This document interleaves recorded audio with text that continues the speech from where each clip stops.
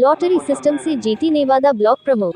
कौशाम्बी विकासखंड नेवादा क्षेत्र में ब्लॉक प्रमुख के चुनाव में 94 बीडीसी सदस्यों ने मतदान किया था। 2 ब्लॉक प्रत्याशी थे जिसमें दोनों प्रत्याशियों को 47-47 बराबर मत मिले थे। बराबर मत मिलने से जीत का परिणाम नहीं आ रहा था, जिस पर जिलाधिकारी ने निर्वाचन आयोग के नियमावली के तहत दोनों प्रत्याशियों के नामों की लॉटरी डलवाए। लॉटरी सिस्टम में केएल पति की जीत सुनिश्चित हुई है, जिस पर जिलाधिकारी ने केएल पति को ब्लॉक प्रमुख पद पर विजयी घोषित किया है।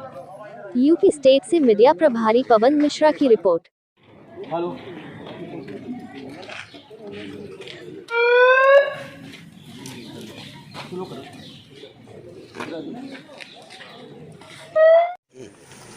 ओके सर, पूरे ज़िले में आज ये ब्लॉक प्रमुखी का मतदान हुआ, रिजल्ट भी आ गया, तो कैसे क्या रहा सर मतदान? देखिए, आज जनपद कौशाम्बी में मतदान प्रक्रिया ब्लॉक प्रमुख का कराया गया है। समस्त हमारे